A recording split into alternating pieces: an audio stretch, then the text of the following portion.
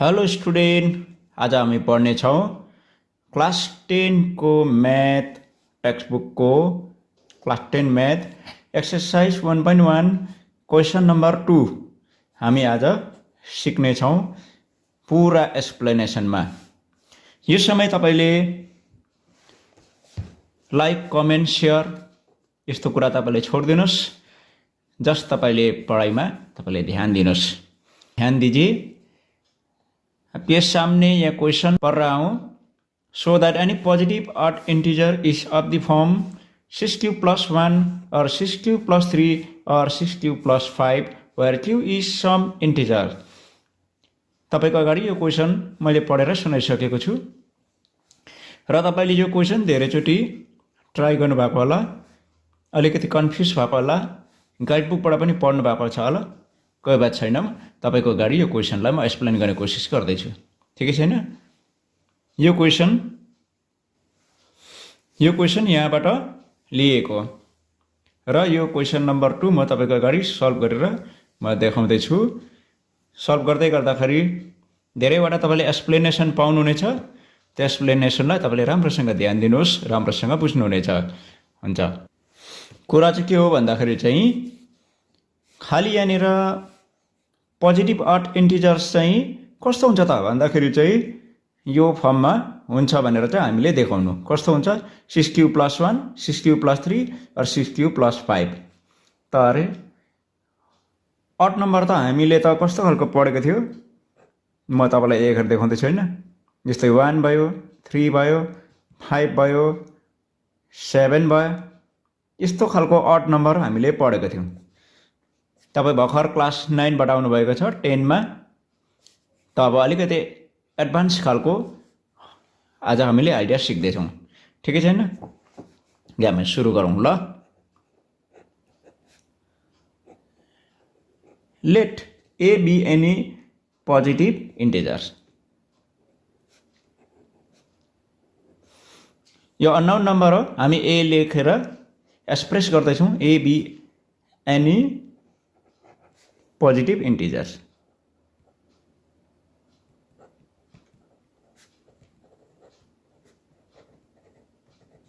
positive and b equals to 6। b equals to 6। इसमा तपाईको and by applying Uclid's algorithm। तपाईलाई थाहा छ नि यो Uclid's, तपाईले यो भन्दा अलिकति अगाडिको भिडियो हेर्नु भएको छ। Uclid's algorithm आज पनि म तपाईलाई बुझाउँदै छु। एल्गोरिदम कस्तो हुन्छ त भन्दाखेरि चाहिँ एउटा नम्बरलाई अलिकति एक्सपान्डेड फर्ममा देखाउन सकिन्छ यो Uclid's को एल्गोरिदममा, जसमा चाहिँ b q plus r तपाईले यो पढ्नु भएको छ नि हैन, यो याद गर्नु भएको छ। अथवा आजको इन्डिकेसन अनुसार a यही हो, त्यसैदेखि b हामीले 6 है, b हामीले 6 लिन सक्छौं। त्यसले गर्दाखेरि चाहिँ a equals to 6q plus r for के हुन्छ त भन्दाखेरि चाहिँ तपाईको रेडियस रिमाइन्डर 0 भन्दा ठूलो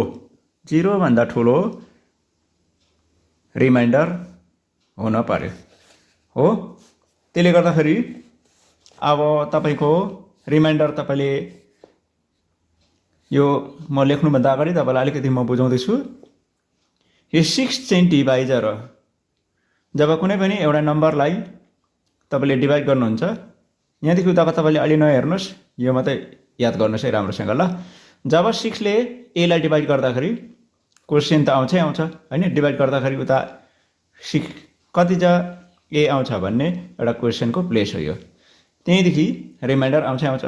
पोसिबल रिमाइन्डर के हुन्छ त भन्दाखेरि चाहिँ रिमाइन्डर चाहिँ तपाईको 0 हुनै सक्छ, 0 हुन सक्छ। त्यहाँदेखि 0 देखि उँभो जति पनि नम्बर हुन सक्छ। त्यसले गर्दा म तपाईको अगाडि रेडियस लेख्दै छु। रेडियस इक्वल्स टु 0 हुन सक्छ। न यो ग्रेटर देन यता स्मलर देन भन्ने चाहिँ तपाईले देख्नु हुँदैछ। यसमा यहाँ मुनि अलिकति बार हाफ इक्वल्स तपाईले देख्नु हुँदैछ।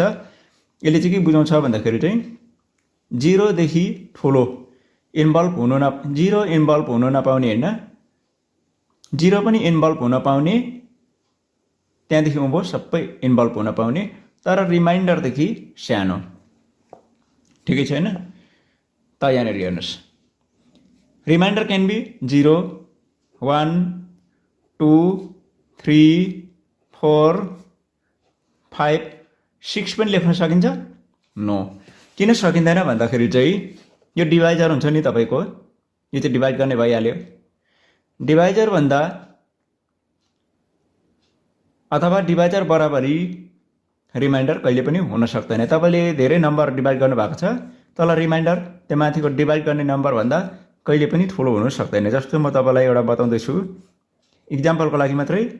यो चाहिँ यहाँनिर 7 तपाईले देख्नु हुँदैछ।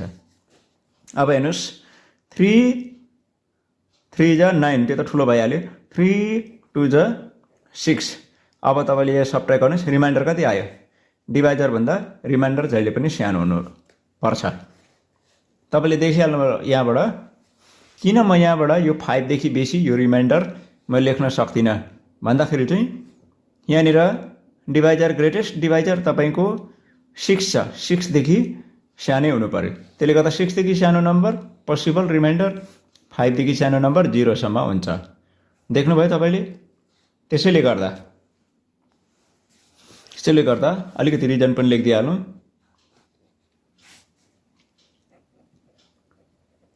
बिकज यसको अलिकति यसको रिजन लेख्नु जरुरी छ।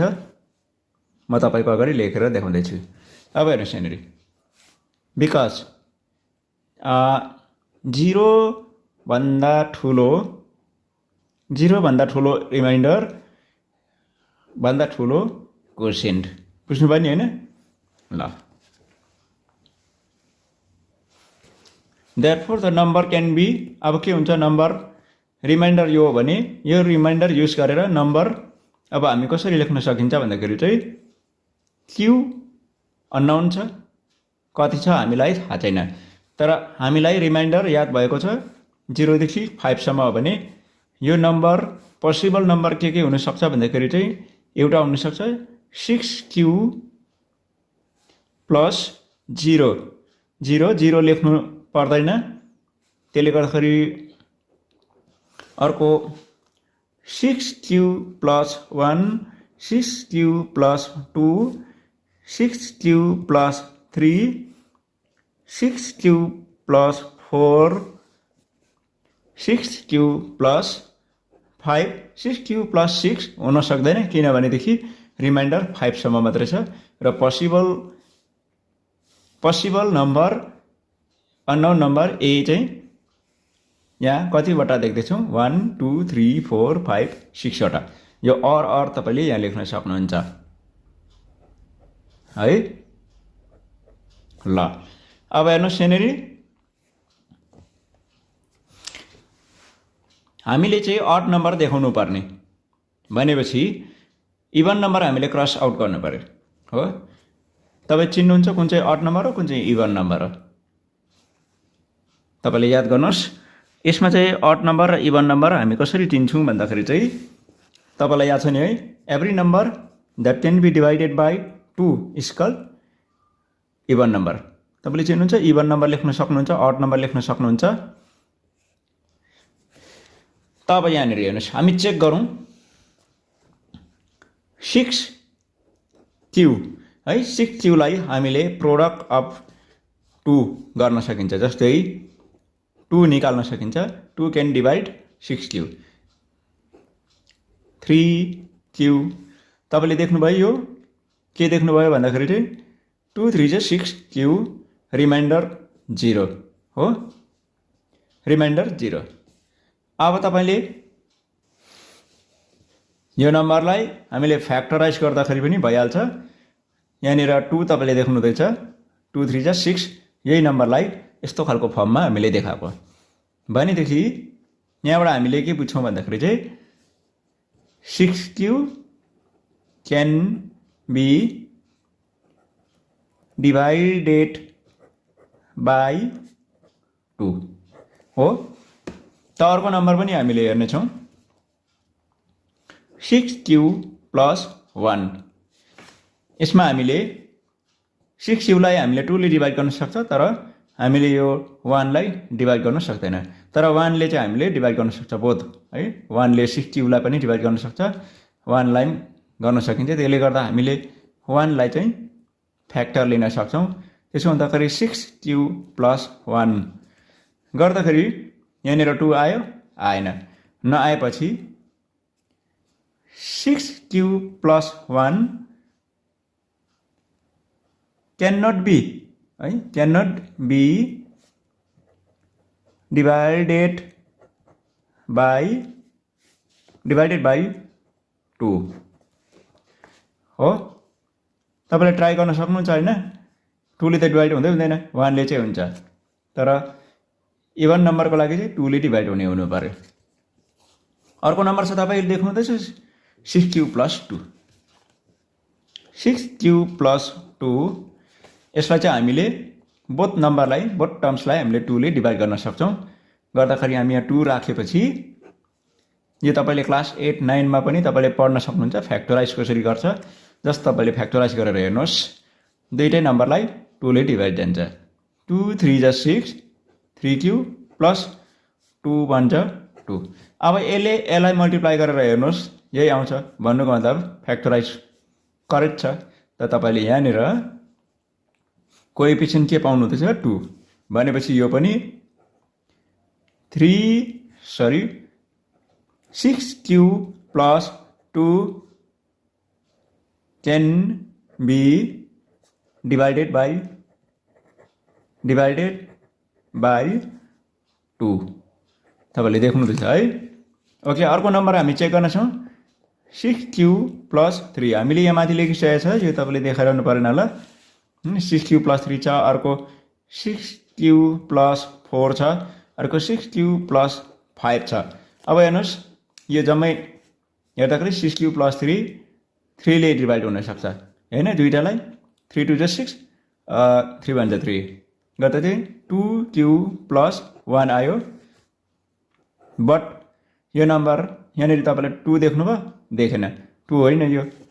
That is why 6q plus 3 is not divisible by 3। मेरो कुरा बुझ्नु हुँदैछ? इन द सेम वे तपाईले देख्नुहुन्छ 2 3 जा 6, 2q plus 2 हैन। यहाँनिर हुन्छ 2 3 जा 6 है, अन्त q छ 6q, अन्त 2 2 जा 4 गर्दाखेरि यो 2 यहाँनिर तपाईले देख्नु हुँदैछ। भनेपछि 6q plus 4 is divisible by 2 हो। यहाँनिर तपाईले देख्नु हुँदैछ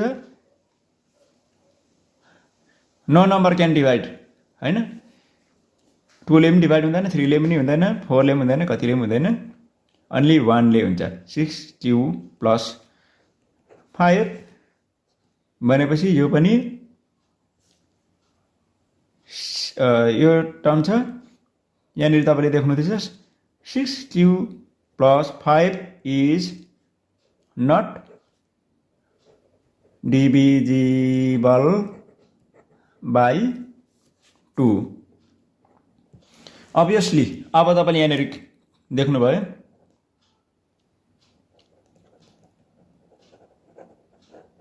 obviously यहाँनिर हेर्नुहोस् कुन नम्बर चाहिँ 2 ले डिभाइड हुँदैछ।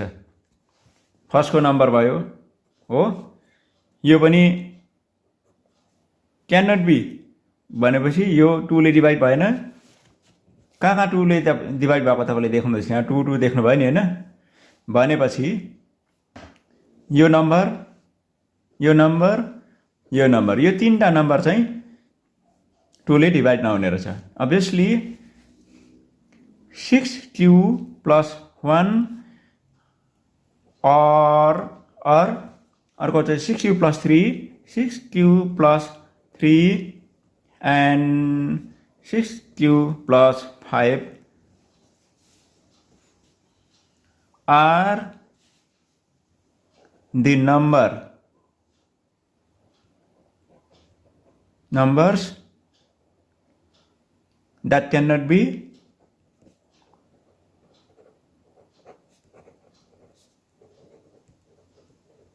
divisible by 2. Hence है अब एन्सर आयो है। हेन्स हामीलाई क्वेसनमा के भनेको थियो माथि, is of the form 6q + 1, 6q + 3 or 6q + 5 हो। Hence any positive integers, any positive integer is of the form 6q + 1, 6q + 3 and 6q + 5 according to that number। आज यहाँनिर प्रुफ भइसकेको छ। तपाईले बुझिहाल्नुभयो। एकैपल्टमा बुझेन भनेदेखि बार बार तपाईले यसलाई रिपिट गरेर तपाईले सिक्न सक्नुहुनेछ। बुझ्नु होला। एउटा कुरोमा तपाईले फेरि अलिकति म बताइराखौं, तपाई कन्फ्युज नहुनुहोस् भनेर। यहाँनिर तपाईको b लाई हामीले अगर 10 लिएको भएदेखि हामीले रिमाइन्डर कतिसम्म लिन सक्थ्यो, 9 सम्म लिन सक्थ्यो। कुरा बुझ्नु भएन? भनेपछि 7 लिएको भएदेखि b = 7 लिएको भएदेखि हामीले रिमाइन्डर 6 सम्म लिन सक्छ। जस्ट कम्ती, किनभनेदेखि डिभाइजर भन्दा रिमाइन्डर्सहरु चाहिँ सानो हुनुपर्छ। त्यसको बादमा हामीले यो नम्बर पनि हामीले जतिवटा रिमाइन्डर छ त्यतिवटा हामीले एक्सप्रेस गर्न सक्छ। त्यहाँदेखि तपाईले ट्राई गर्नुहोस् 2 ले डिभाइड हुन्छ हुँदैन। त्यसको बादमा जुन जुन नम्बर 2 ले डिभाइड भएन त्यो चाहिँ अड नम्बर भनेर हो। एनी पोजिटिभ अड इन्टिजर्स, यहाँनिर अड इन्टिजर्स भनेको छ ल। Odd integers is of the form 6q + 1, 6q + 3 and 6q + 5। Thank you so much. अनि बाँकी भिडियोको लागि तपाईले तल लिंक क्लिक गर्नु होला। तपाईले त्यसको बादमा अर्को भिडियो तपाईले पाउनुहुनेछ। यदि छैन भनेदेखि धैर्य धारण गरेर वेट गर्नु होला। हुन्छ। Thank you so much.